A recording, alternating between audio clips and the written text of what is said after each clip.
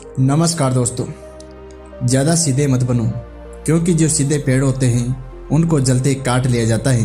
दोस्तों, आज की कहानी से कुछ आपको ऐसे तरीके पता चलेंगे जिससे आप खुद को धोखा खाने से आप खुद को बचा सकते हो। दोस्तों, हमने अक्सर देखा है कि कमज़ोर आदमी का लोग हमेशा फ़ायदा उठाते हैं। हम सब ने देखा है कि जो भी आसपास जो इंसान होता है सीधा साधा होता है, वो भावनात्मक रूप से जो होता है अंदर ही अंदर जलता रहता है, क्योंकि वो अपनी करुणा से बस दूसरों को सहायता तो दे सकता है, लेकिन बदले में उसे हमेशा धोखा ही मिलता है। दोस्तों, इसको एक कहानी से जानते हैं। एक बार एक युवा लड़का जंगल के पेड़ों में जो है जोर जोर से अपने मुक्के मार रहा था। वह बड़े ही जोर से मुक्के दे रहा था और अपना मन का गुस्सा शांत करने के लिए कोशिश कर रहा था कि शायद उसको किसी ने धोखा दे दिया था। उसके साथ दोस्तों बहुत बुरा हुआ, जिससे वो बहुत ज़्यादा परेशान था। उसको कहीं पर भी शांति नहीं मिल पा रही थी। वह लगातार उस पेड़ पर जो है मुक्के के ऊपर मुक्का मारता जा रहा था, जिससे उसकी उंगलियां जो है लहूलुहान हो चुकी थी। उस जंगल में एक पानी का झरना था।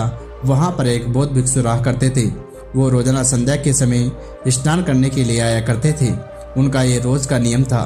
आज जब वो स्नान करने के लिए आए तो जंगल में उन्होंने लड़के की हालत देखी, जो जोर जोर से चीख रहा था और रो रहा था। वो लगातार अपना गुस्सा जो है पेड़ के ऊपर निकाले जा रहा था। लड़के के आसपास कोई भी नहीं था। उस भिक्षु को उस युवक की चिंता होने लगी। उसने सोचा कि मैं इसे ही छोड़ दूंगा तो कहीं ये तो या तो आत्महत्या कर लेगा, या फिर विचार आने के बाद में कुछ नहीं बोला और लगातार उस युवक की तरफ देखे जा रहे थे। दोस्तों, वो भी एकदम चुपचाप खड़ा था। उसने युवक से कुछ नहीं बोला और बस उसको लगातार देखता रहा। कुछ देर तक उस युवक ने उस भिक्षु को नज़रअंदाज कर दिया, लेकिन कुछ देर बाद उसको अजीबोगरीब लगने लगा। उसने सोचा कि ये भिक्षु मुझे न तो रोक रहे हैं और ना ही कुछ कह रहे हैं, ये तो मुझे बस देखते जा रहे हैं। इसका मतलब ये बड़ा अजीब आदमी है। ऐसे विचार उस लड़के के मन में उठने लगे। कुछ देर बाद वह कुछ नहीं बोला तो लड़के ने अचानक पूछा कि वहाँ से आप कौन हो? आप रास्ते अपने क्यों नहीं चले जाते? आपको मेरे से क्या मतलब है? मुझे क्यों आप शांत होकर के देख रहे हैं? तब भिक्षु ने कहा, मैं तुम्हें नहीं रोक रहा हूँ, मैं तुमसे कुछ नहीं कर रहा हूँ। तुम्हारी क्या परेशानी है? क्योंकि ये पेड़ पौधे पक्षी जो हैं तुम्हें देख रहे हैं। जब इनको तुम्हें कोई परेशानी नहीं है तो मुझे क्या परेशानी हो सकती है?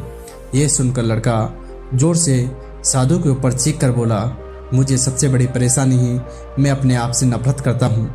यहाँ पर जो दुनिया में सब धोखेबाज गद्दार हैं, किसी का कोई नहीं होता है। दुनिया में तरह तरह के बोलते हैं लोग मुझे। वह फूट फूट कर रोने लगा और लगातार रोते रहा और भिक्षु से देखे जा रहा था। उसे चुप करने की कोशिश भी नहीं कर पा रहा था। उस लड़के को ये बात और ज़्यादा अजीब लगी और उसने रोना छोड़कर सीधे उस भिक्षु के सामने कहा कि आप बड़े अजीब आदमी हैं। आपके सामने कोई इंसान रो रहा है, दुखी है, परेशान है, आप उसे चुप नहीं कर सकते। आपका मन का जो है अंदाज ही अलग है। आप कुछ संवेदनाएं आदमी की समझ नहीं पा रहे हो। कितने कठोर हृदय वाले साधु हो आप। पाप को साधु जो है होने का खेद होना चाहिए, क्योंकि ऐसे न जाने कितनी जली कटी बातें वह भिक्षु को सुनाने लगा। कुछ देर बाद जब युवक की साड़ी बड़स निकल चुकी थी, तब भिक्षु ने बड़े शांत स्वर में कहा कि आज मैं तुम्हें कंधा दे सकता हूँ, तुम्हारे आंसू पूछ सकता हूँ, तुम्हारी परेशानी को समझ सकता हूँ, लेकिन अगर तुम्हारी समस्या का समाधान कुछ नहीं होगा, कुछ देर बाद फिर तुम्हारा मन जो है बहल जाएगा। उसके बाद वही जिद, वही लोग जो है तुम्हारे पास आज नहीं है, फिर से तुम उसी ज़िंदगी में लौट जाओगे। फिर से तुम्हें धोखा मिलेगा और हर कोई तुम्हें फ़ायदा उठाएगा। तुम अपने मन को ऐसे ही तकलीफें पहुँचाते रहोगे। तो आंसू पूछने की बजाय तुम मुझसे कुछ बातें सीख लो, ताकि जो है तुम्हें जीवन में कोई धोखा ना दे सके और तुम्हारी अच्छाई का कोई फ़ायदा ना उठा सके। याद रखना, आंसू पोंछने वाले तो बहुत मिल जाएंगे, लेकिन सच्चा ज्ञान देने वाला और सही समझदारी देने वाला कभी कभी ही मिलता है। भिक्षु ने उसे बताया कि मैं पास के झरने में स्नान करने के लिए जा रहा हूँ। बड़ा शीतल पानी है, अगर तुम चाहो तो मेरे साथ चल सकते हो। यहाँ पर अकेला परेशान होने से अच्छा है कि तुम झरने की शीतल पानी में स्नान करो, जिससे तुम्हारा दिमाग, मन और शांत हो जाएगा और तुम्हारा शरीर पवित्र हो जाएगा। यह सुनकर भिक्षु के पीछे पीछे चलने लगता है और जंगल के बीचों बीच रास्ता झरने की तरफ जाता था। जंगल में सन्नाटा छाया हुआ था। उसके पैरों तले जो हैं पत्तों की चरमराहट आवाज़ पूरे जंगल में गूंज रही थी। और दोस्तों उस रात जो है पूर्णिमा की रात थी। चांद जो है अपनी उजाले से रोशनी कर रहा था और उस जंगल में दोस्तों ऐसे लग रहा था जैसे कोई उजाला हो रहा हो। उस रोशनी में दोनों झरने की तरफ बढ़ते जाते हैं और रास्ते में चलते चलते उस युवक जो है अब भिक्षु से कहा कि आप अपनी ज़िंदगी में मस्त हैं, आपको किसी चीज़ की कोई परेशानी नहीं है क्या? दुनिया में कैसे कैसे लोग हैं, कितने धोखेबाज हैं, कितने मकार हैं, और सबसे बड़ी बात अपने ही लोग अपने को धोखा देते हैं। जिससे हम प्रेम करते हैं, जिसे हम अपना मानते हैं, उन्हीं से धोखा मिलता है। कभी कभी तो ऐसा महसूस होता है कि दयालु लोगों के लिए यह दुनिया नहीं बनी है। ये दुनिया सिर्फ धोखेबाजों के लिए है, मक्कारों के लिए है। यहाँ पर उन्हें वही आदमी जीते हैं, वही आदमी फलते फूलते हैं और आनंद से जीते हैं। हमारे लिए जो लोग हैं जो दूसरों की सहायता करते हैं, दूसरों को अपना मानते हैं, जीवन भर दुखी रहते हैं। ये जीवन का असली सत्य है, यही संसार है। इसमें घुट घुट कर सीधे आदमी को मरना पड़ता है। आपने सही किया कि ऐसी जिंदगी को त्याग दिया और जिंदगी को पीछे छोड़ करके आप जो है जंगल में मस्त भक्ति भाव करने आ गए। मुझे अपनी ज़िंदगी में से कोई परेशानी नहीं है, कोई चिंता नहीं है। मैं भी सोचता हूँ कि संन्यास ले लूँ। इस सुनकर वो भिक्षु ने कहा कि तुम्हें क्या लगता है सन्यासी जीवन आसान होता है? भिक्षु ने बड़े शांत स्वर में कहा, तुम्हें 2 वक्त की रोटी तो शांति से मिल जाती है, हमें तो वो भी नसीब नहीं होती, कभी कभार ही मिल पाती है। और अगर भिक्षा मिल भी जाए, हम खा भी लेते हैं, तो हमें भूखा ही सोना पड़ता है।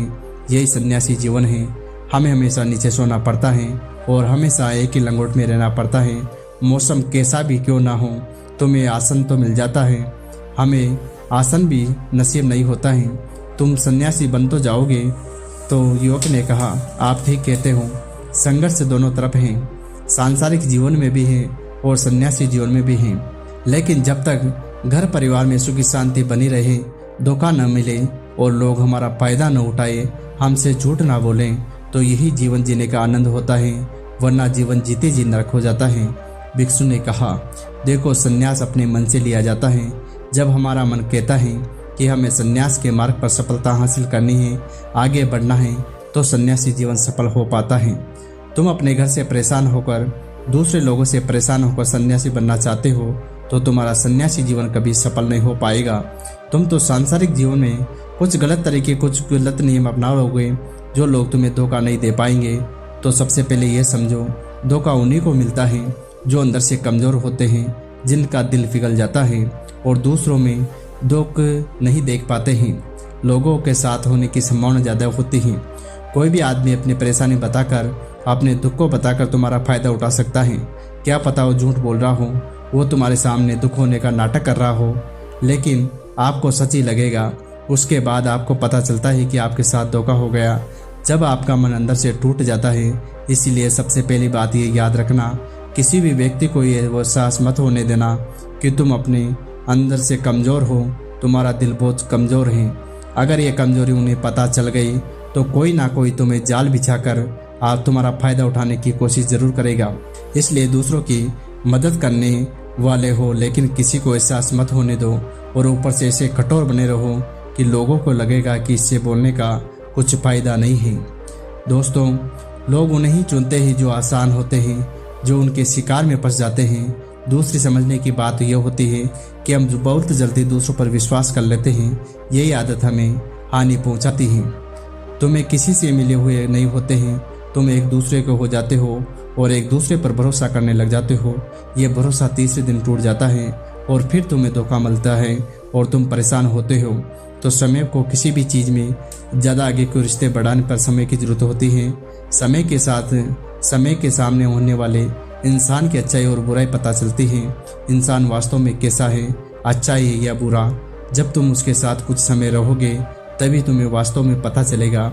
इसलिए जल्दी किसी पर विश्वास मत करो, असली पहचान और उसका अगला तरीका समझो।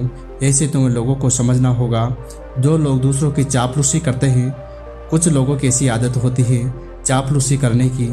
आपके सामने तो बहुत बड़ी बड़ाइयाँ करेंगे, आपके बारे में इतना अच्छा बोलेंगे, आपको लगेगा कि हम कितने अच्छे इंसान हैं, लेकिन वो पीठ पीछे तुम्हारी बुराई करेंगे और तुम्हारे को धोखा देने का एक भी मौका अपने हाथ से ना गंवाने देंगे।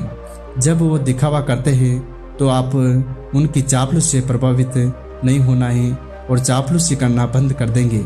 इसीलिए किसी के सामने दिखावा मत करो। आप आकर्षण के केंद्र बन जाते हैं तो लोगों को लगता है कि इसके पास बहुत ज़्यादा धन संपत्ति है, इसलिए इतना दिखावा कर रहा है। इसी वजह से लोग आपका फ़ायदा उठाना चाहेंगे। वो आपके पास आने की पूरी से पूरी कोशिश, हर संभव कोशिश करेंगे और तुम्हारे पास आकर तुम्हारे जो सामने चापलूसी करेंगे। इसलिए झरने की तरफ भिक्षु ने इशारा किया और झरने के पास पहुंचकर युवक को एहसास हो चुका था कि वहां पर ठंडी हवाएं चल रही थी।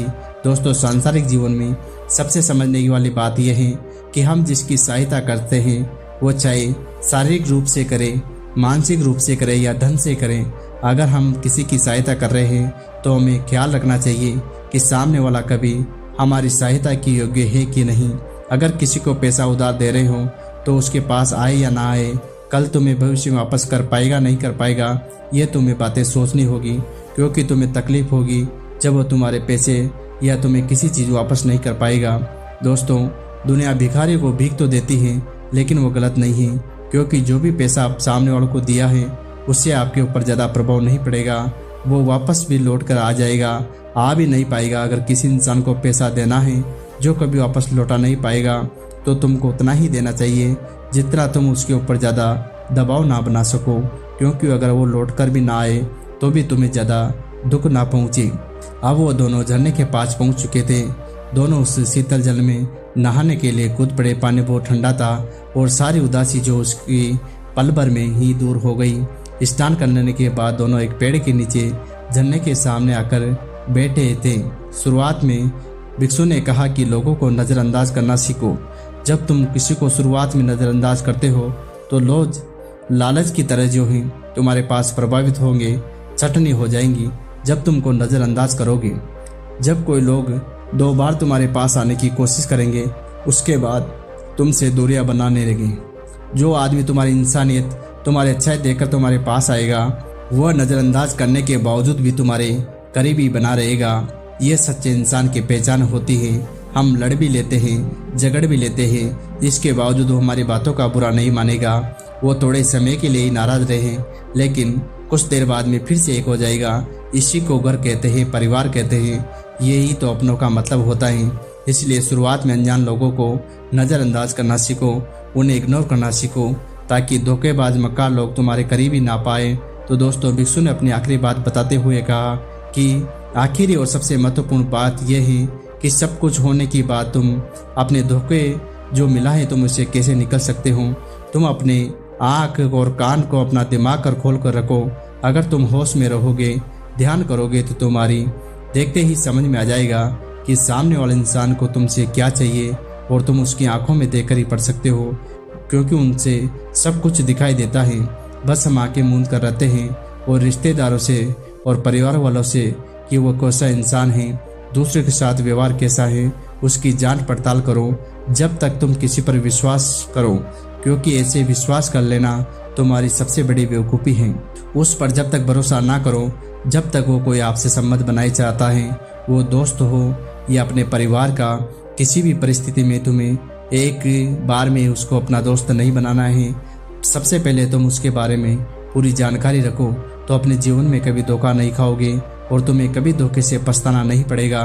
भिक्षु और लड़का दोनों जंगल से बाहर गए और अपने घर को चले गए। तो दोस्तों, इसीलिए किसी पर भरोसा करने से पहले उसके बारे में अच्छे से समझो। मुझे भरोसा है दोस्तों, आपको ये कहानी बहुत अच्छी लगी होगी, और ऐसी कहानी रोजाना देखने के लिए चैनल को लाइक, शेयर और सब्सक्राइब करना ना भूलें। धन्यवाद।